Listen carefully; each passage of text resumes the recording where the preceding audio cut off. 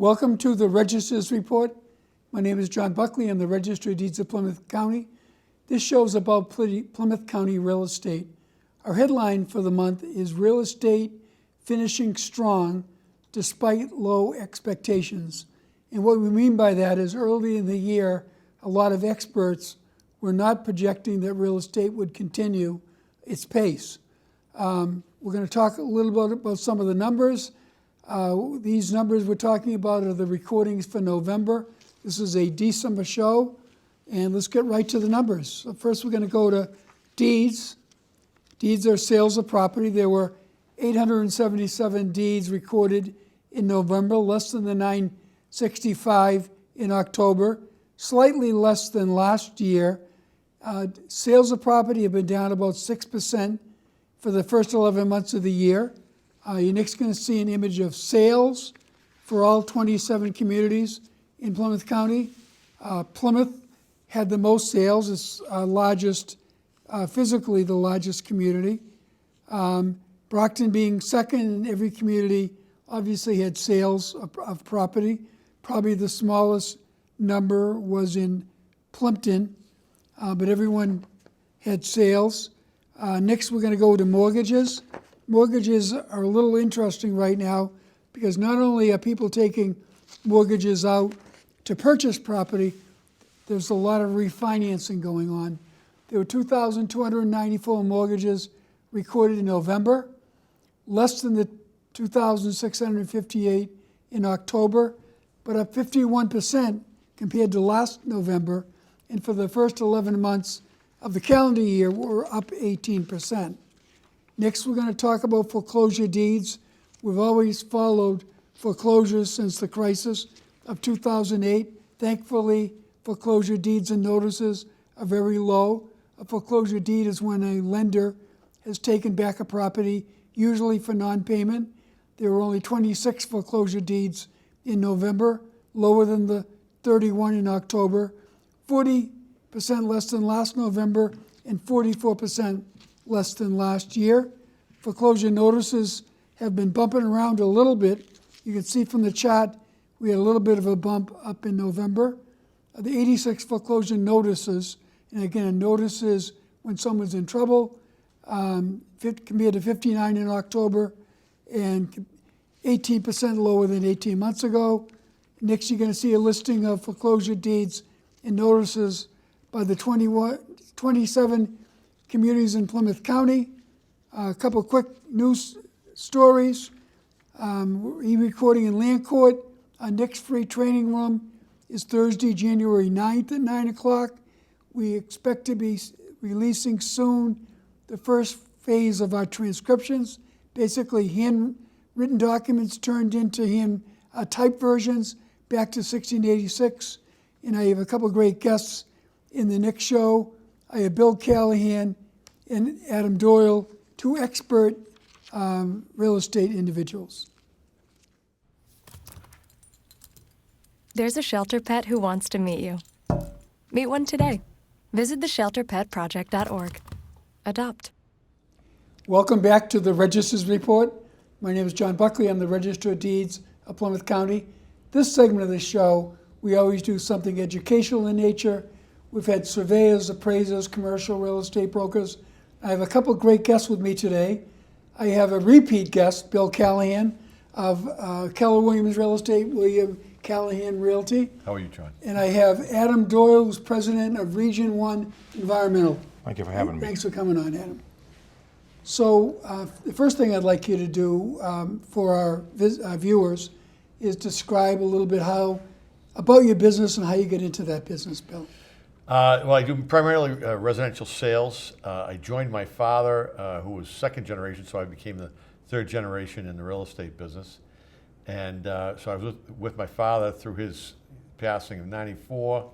I was independent until a year ago, and I've now joined the Keller Williams franchise. So it's been a long haul, 33 years. Yeah, sure. And Adam? Well, I've been in different types of businesses that would pertain to the banking industry, the mortgage industry, the insurance industry.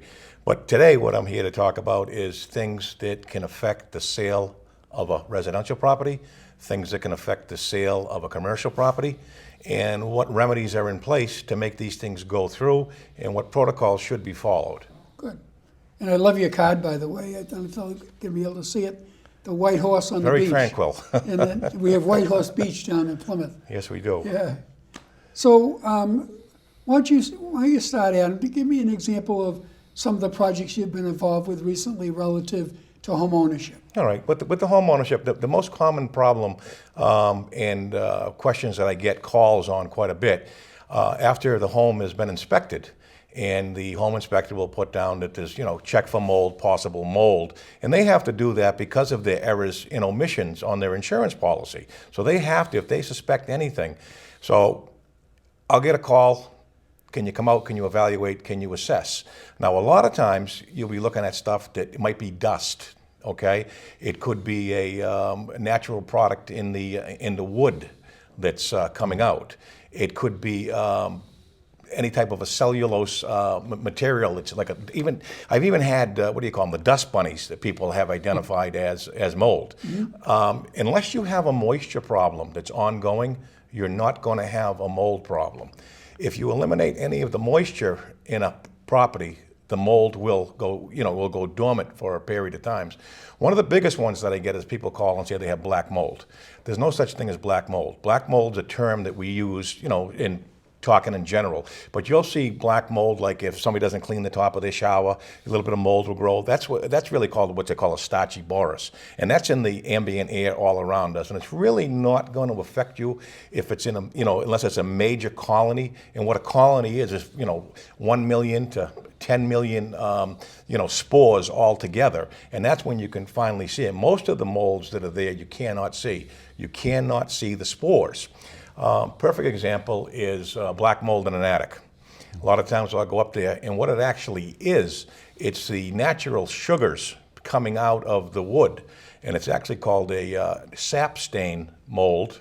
It's also known as a blue crustaceous mold, and it's also known as a lumberyard mold. And what that is was when the wood is cut in the lumberyards, the natural sugars are released. Mm-hmm. And the easiest example of identifying that, I'll go to somebody's house or business and I'll say, do you have any naughty pine furniture in here or naughty pine walls? And they say, sure, it's right over here. Mm-hmm. So I go over to them and I point right to it and I said, okay, this whole wall is full of mold. Mm-hmm. Because the naughty pine is the sap stain mold, mm-hmm. which is non-toxic and non-harmful to any of the health and safety of the home's occupants. There are plenty of strands of mold when you have a moisture problem. And I'll give one quick example where you're seeing a lot of problems. In the last 15 to 20 years in the Northeast region, contractors are using the metal studs in the metal stud plates, okay? When you get some type of a water intrusion, okay, through the backside of the cavity of the wall, mm-hmm. whether it be from a window leak or a broken pipe, that water stays in the base pan, okay?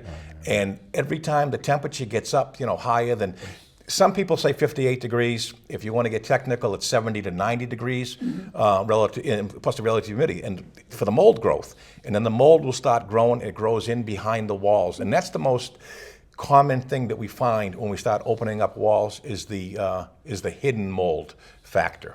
So your primary referral or client, I guess, is sellers of homes? Because it could be sellers, buyers, a few of the banks that I work for, okay.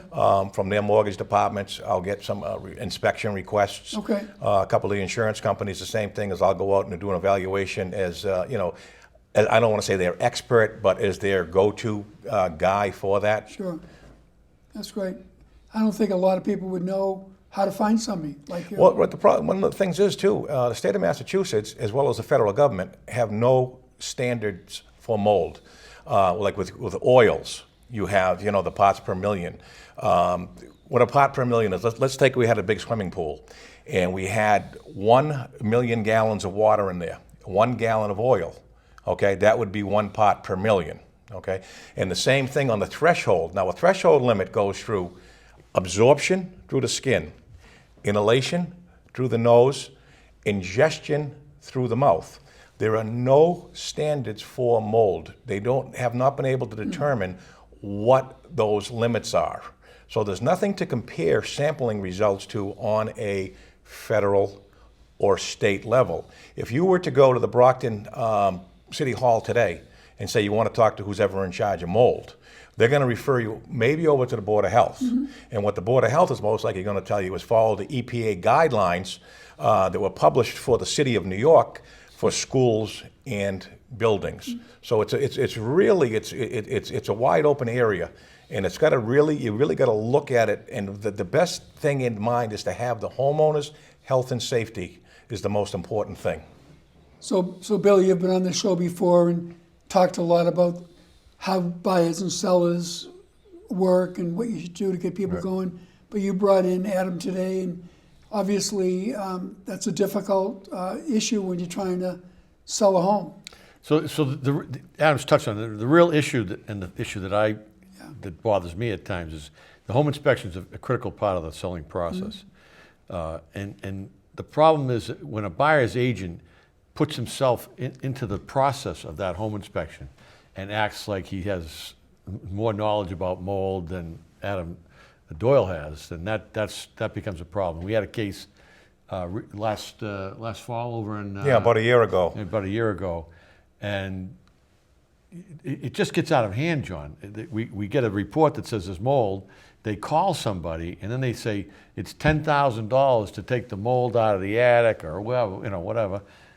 Adam goes over. He goes up into the attic, checks it all out, and says, "Well, this is a sap stain. This is," and writes a letter, and there is no mold in the attic. So it's frustrating for the people selling the house. The buyers are kind of like, they're just trying to buy the house, and they don't want mold. And not get themselves in trouble. So having an expert like Adam is just, it's quite a resource. Well, Bill, also on that particular job you're talking about, the buyers had some lab testing done for the mold. And that was I remember calling up and having a chuckle with you. I said, Bill, we can do a remediation there if you want, but we're going to have to take the whole neighborhood down because the inside spore counts were all less than 200, and the exterior, which you always want to get of the ambient air, they were in the 5,000, 10,000, 20,000. Why would that be? Because the molds are part of the natural environment, and they're in the Floating ambient around air. the air, we're breathing. Right, so they had, and that's a bad. Somebody did not interpret the analytical data correctly. That was the issue, right. So what is sufficient to move on once Adam's been brought in? Is a letter sufficient to move on? He wrote an expert letter, and he debated. He explained what the sample was about, and what as he just said, what's outside, and the buyers, once they read it, they accepted it. Yeah, and that's it. Correct. Hold on to it. Right, and it's an expert opinion. It's Adam has all the licenses and the credentials, so So who are the primary people that contact you for work? In the real estate world, the agents themselves and the mortgage departments at banks. Okay. Yeah. And what do they say when they call you usually? Adam, we got this particular project. I need it done by tomorrow. Can you get out there? Can you look at it? Can you give my client a good price? You just handle it professionally. There's a couple other, just to touch, other than mold.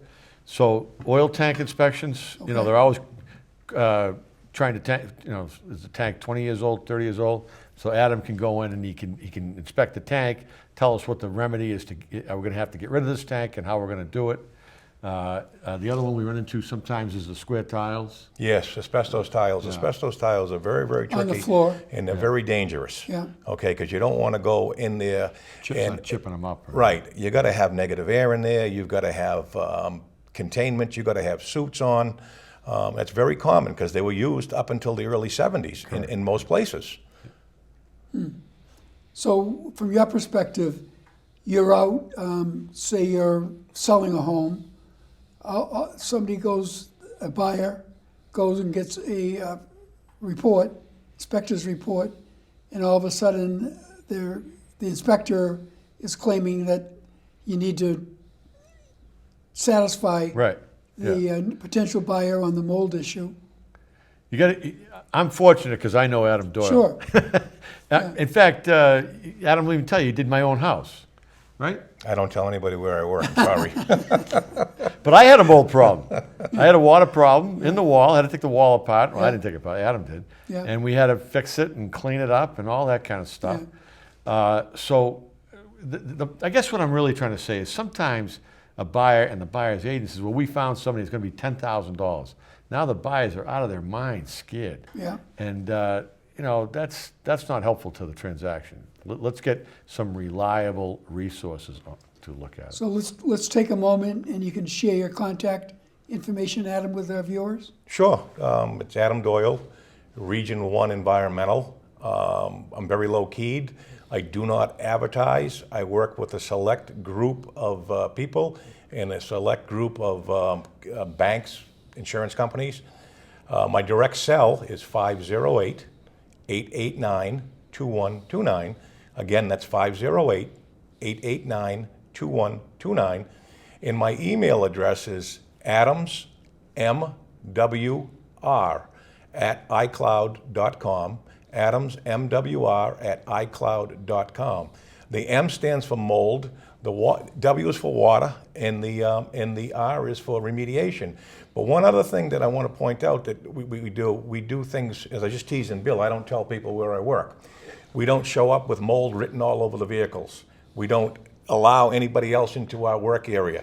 If there's a question about what we're doing, we always refer them back to the homeowner or refer them back to the realtor. Mm-hmm. Because places can get stereotyped. Mm-hmm. People are afraid of the word mold. Sure. And Bill, your contact information? Bill Callahan, my new email is billcallahanre, as in real estate, @gmail.com. And I have my grandfather's phone number now, 508-583-8000. Which you've had for a while. My grandfather had it since 1925, 26. Oh, that's great. So let's talk about any prospective issues coming up. Any rule changes are going to change home inspections and the modifications that you do to people get around them that you see coming up in the near future? All rules are getting tighter and tighter. Well, we still have, and it's not in the legislature yet, but it's still hanging around, is the energy bill. Oh, you've talked about that. Energy scoring. You want to explain that again? Yeah, I'd like to explain that because it's critical to the gateway cities. Let's use that term. Sure. And energy scoring is like they're going to go into a house, and I don't know who it's going to be. It's like a home inspector, and they're going to say, well, you don't have insulation in your walls, your windows are old, there's no insulation in your attic, so you get 500. Okay, as opposed to a brand new house that has a HERS rating, extra insulation, beautiful windows, you're going to get 1,000.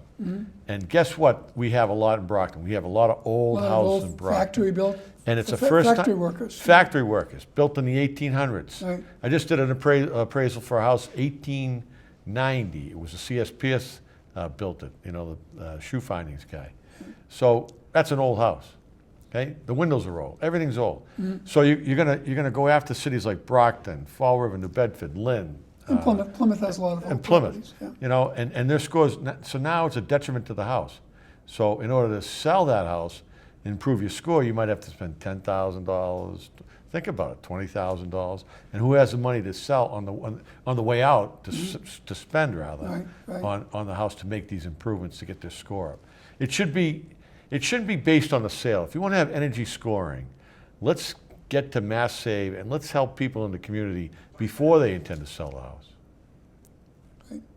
So any new things on the horizon for your What's on the horizon in our industry right now, and this has been going on for a while, is fiberglass insulation. They still don't have the studies completed on the gestation period. The gestation period is the period of time that it affects the human body, and it could cause cancer. I'm not saying that it does, but that's pretty sure what the findings are going to come out on that. So eventually, like asbestos, you're going to see fiberglass insulation is going to have to be removed from all these properties. Right. And as far as like local legislation, I mean, this 527 CMR 9 for fuel tanks and so forth, that gets updated by the state fire marshal quite regularly. And then as far as Mass DEP, I mean, they privatized back in, I think it was October 1st, 1993, where we used to have field engineers that would go out and make the assessment and give the direction, Northeast region, Southeast region, Western and Central regions. Back then, they privatized it to a person that's called a licensed site professional. It's an exam you can take and get your license from the state in Boston. And what they're one who's allowed to render an opinion based off of the Code of Mass Regulations 40 for hazardous waste substances. So nothing's really come through as far as the DEP in the state of Massachusetts goes. It hasn't really changed since '93. Okay. So let's talk a little bit about next year. This is my last show in this calendar year. We're making the turn shortly to 2020, Next decade. next decade. Where do you see, how are all of us going to be working? Is it going to be stay as busy as it is? I see, honestly, I see a little bit of softening, and especially at the higher end. The interest rates are still good, very positive. You know, money's available, but there's a little bit more inventory, again, especially at the higher end, and that market's slowed down a bit. The entry level, the house we did in Stoughton, we had multiple showings, multiple offers, so the lower end is still, you know, people trying to get into the market. So you think we'll continue the trend? I don't see any bad news. Yeah, no, I think I mean, the progress, there's jobs report are positive. Right. Interest money is available in low interest rates, so good. looks good going into 2020. Good. So can you wrap up our discussion? I got a little heads up that we're coming to an end. Your contact information again, Adam? It's Adam Doyle, 508-889-2129, 508-889-2129, and it's adamsmwr@icloud.com, adamsmwr@icloud.com. Thank you. And Bill? So I'm going to help Adam here give him another plug. Okay. A lot of people ask me before selling a house, should I get a home inspection? Well, maybe, maybe not. But if you have any issues that you might be concerned about, oil tank, mold, whatever it is, insulation, call Adam Doyle. Have him come out and look at your house. No charge. He's not going to charge you anything. No. And he'll give you professional advice on where you should go. And that's like money in the bank. So you not only do the study, but you actually do the work to Yeah. remediate? Oh, Yeah, we'll do the remediation on it. One other thing that I do, like I say, for a lot of banks, I do their construction loan disbursements. Oh, good. I'll go out and see that, and I do a lot of delinquency inspections, and I do a lot of foreclosure properties. When I say foreclosure, I'll be hired from the bank to be there at a specific time when the auction's going off. If the house sells and is not occupied, then we'll take the house over immediately and maintain that property or that industrial site until the owners finally change hands. Yeah. Thankfully, our numbers are down, but I just came from a meeting before I came to the show, and we talked about how long properties linger without ownership. Yeah. After foreclosure deeds, actually owned by the lender, zombie property, nobody living in them, nobody paying anything for them, and they can really deteriorate very quickly. It's unbelievable. Yeah, so Yeah, one water leak will ruin an entire property. right, Yeah. right. So somebody was saying at this meeting today, there was a person that had lived in a house for 13 years without paying a mortgage Without payment. paying them. You can imagine that. Wow. Can't imagine that. The damage that would have been done, because obviously they're not putting any money into No it. mortgage, no taxes, Yeah, right, no right, nothing. Right, Wow. right. But thank you for coming on. Well, thank you for Okay. having I me. hope you guys have a great holiday season, and Same I to you. brought my Santa hat to Same to you. talk a little bit I about saw that. the James Edgar stuff and some of our great Yeah. history related to the holidays. Yeah. Thank you for coming. Okay, great. There's a shelter pet who wants to meet you. Meet one today. Visit theshelterpetproject.org. Adopt. Welcome back to the Register's Report. Again, my name is John Buckley. I'm the Register of Deeds of Plymouth County. I want to thank Adam Doyle and Bill Callahan for their great presentation. Adam Doyle certainly would have opened some eyes on some of the projects that he's working with to make sure properties are safe when they're sold, and that the owner of the property doesn't inherit any latent problems. And Bill Callahan, who's been my guest before, always has a great take on what is happening currently and futuristically in real estate. This segment of the show, we always try to do something a little lighter in nature. The holidays for the month, Advent began on the 1st of December. Pearl Harbor, Remembrance Day the 7th. The winter solstice will be hitting us on the 21st. Hanukkah starts on the 22nd, and Christmas the 25th. And we're going to talk about a couple of our notable records related to the holidays, and then one of our colonial records. So Reginald Fessenden had a broadcast tower in Brant Rock, very innovative. He was the first person to conduct a two-way cross-Atlantic radio broadcast in 1906 between Brant Rock Station in Scotland. Later that year on Christmas Eve, he broadcast a silent night presentation that was heard as far away as the Caribbean on some of the ships in the Caribbean. The 420-foot radio tower, known as the Fessenden Tower, was dismantled in 1917, but there still is a plaque at its base. It's certainly something that is part of our history and development of communications. He had previously worked for the National Weather Bureau and for Thomas Edison. The next notable record you're going to see is of Edward Rowe Snow. He was a great historian. He wrote a number of books, including about shipwrecks, storms, pirates, and buccaneers all along the Atlantic coast. He was a dedicated preservationist and lover of the Boston Harbor Islands, but one of the things he's best known for is having been one of the flying Santas.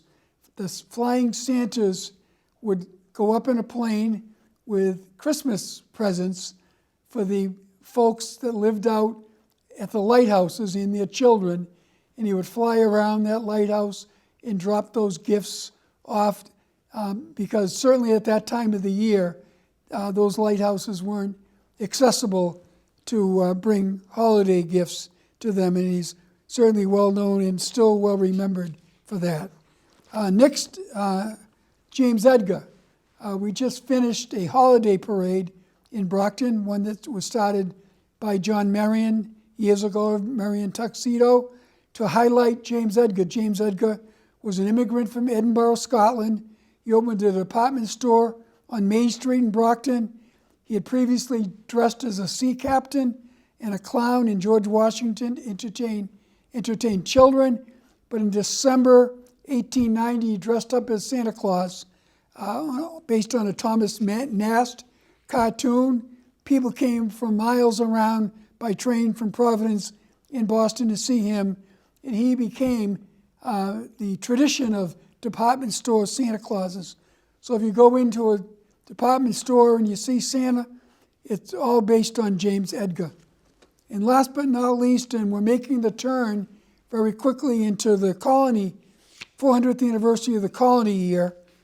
Plymouth Colony, which was started on the arrival of the Pilgrim colonists when they arrived on the Mayflower in 1620, set up a whole society that had previously not been located there. And among those things, they had to make a lot of decisions through their courts, through land records, through how to keep people in line with fines and all of that. In this particular one, we talked about a decision by the court in 1643 to allow a man by the name of William Hoskine, who had to give up his daughter. His wife had died, and he was unable to take care of her, to another family. So it was one of the first, almost an adoption. He paid for her food, her lodging, and a family took over his role for teaching her in all of that. So I want to thank Mike Simmons here from Brockton Cable Access. Again, it's my 110th show. Lorna Green Baker and Christine Richards from our office.